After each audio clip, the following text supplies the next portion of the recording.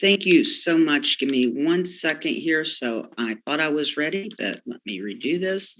Thank you, Gianni. And hello, everyone, and thank you for joining us today. Usually I say something like it's great to be here with you all, but under these circumstances, this is not what I or anyone on this call today wishes we had to do. An 18-year-old gunman murdered 19 children and 2 adults at Robb Elementary School in Texas this week. It really hurts me to say that. 19 children were murdered only days ago in an unconscionable, unspeakable, senseless act of gun violence. That is 19 children who will never get to hug their father or mother again. That is 19 children who will never get to grow up and experience all of what life has to offer. That is 19 children who should never have been taken from this world so soon. I'm still scarred from the videos, pictures, and sounds of this horrific event.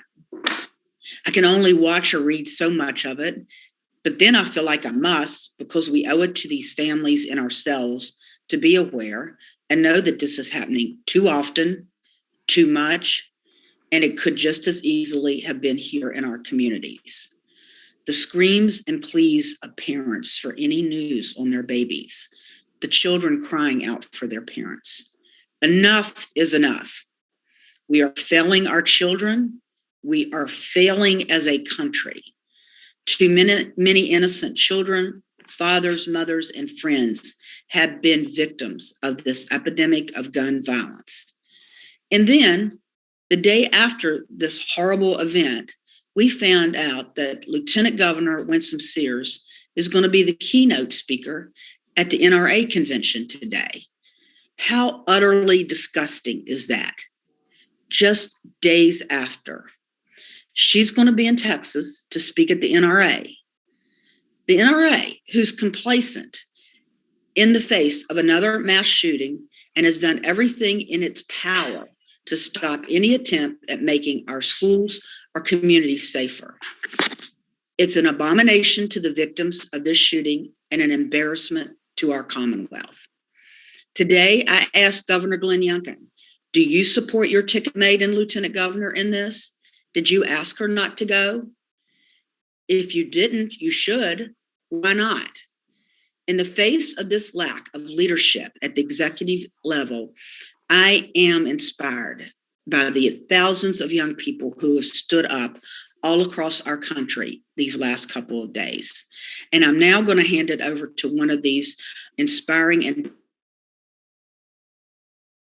brave individuals, a high school student, my name's Sophie Christensen, and I'm a sophomore at St. Catherine's.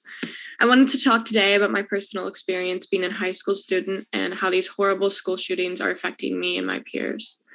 The unfortunate truth is that I've grown up school shooting after school shooting. I was only 6 years old when Sandy Hook happened, and now I'm 16 years old when Robb Elementary School happened. I'm scared, and my friends are scared. Look, this Wednesday, just a day after Robb Elementary School shooting, I was in my class when my teacher received a notification of a lockdown. I was thinking to myself that this can't be happening and this can't be true. Everyone in that classroom was fearful and exchanging looks to one another. Fortunately, that was a false alarm, but the fear and constant anxiety that one day while going to school could come into our building is very real. I just want to be a teenager, and I don't want to have to fear for my life every day that I go to school. This isn't normal, and it shouldn't be happening. I will now hand it over to Delegate Murphy.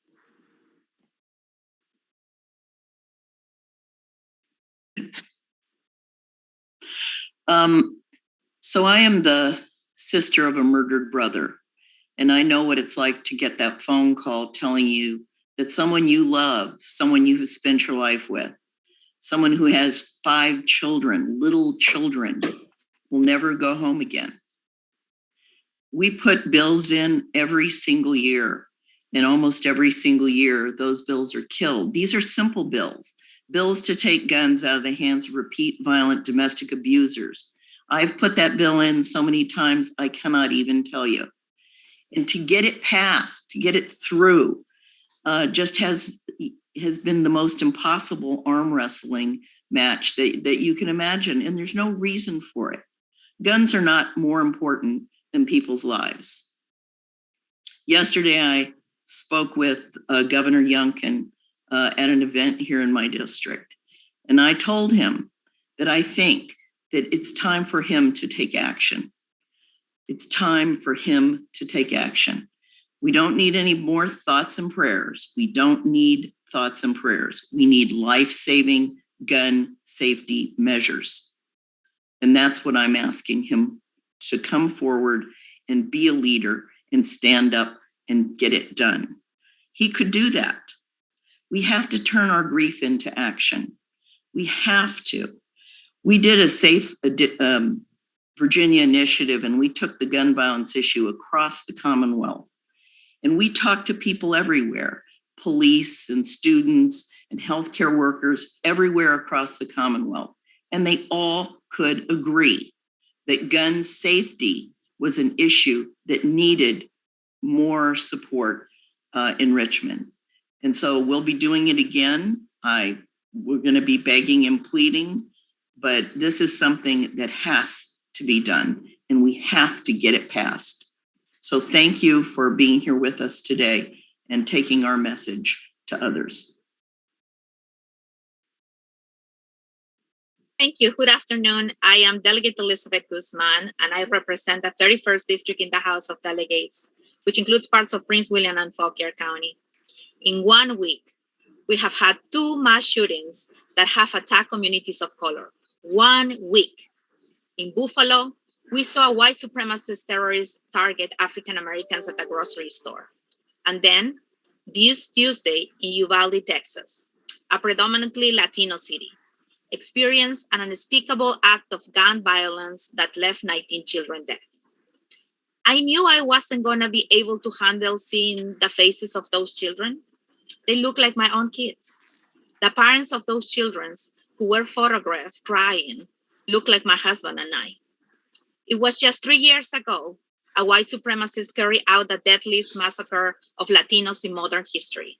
I've always been scared for my children at school. Mass shootings are happening almost every week, but this one hits close to home. This needs to come to an end. Our little children are dying. I am mad. I am mad that we have a Republican Party that refuses to even address the root cause of this issue, the availability of guns across the country. Instead of solving the problem, they're embracing the gun lobby and the gun manufacturers who are complacent in these acts of gun violence. Look no farther than Lieutenant Governor Sears, an immigrant herself, who will be speaking at an NRA event today in Texas. This is a slap in the face to the victims and to the Latinx community. When she was elected to lead by example. Her appearance at this event is shameful. That is why I wanted us to not just talk about the victims here in abstract ways. I wanted you to hear their names. We must remember them. Eva Mireles, Irma Garcia, Uzziah Garcia, Xavier Javier Lopez, Eliana Cruz Torres, Jose Flores, Yaila Silguero, Laila Salazar, Miranda Mathis, Jace Luevanos, Ameri Jo Garza, Alicia Ramirez, Tess Maria Mata, Alexandra Alexi Rubio, Makina Lee Elrod, Niva Bravo, Eliana Garcia, Rogelio Torres, Maite Rodriguez, Jackie Cáceres, Anabel Guadalupe Rodriguez. We will remember you, and we promise you that we Democrats will continue to hold Republicans accountable.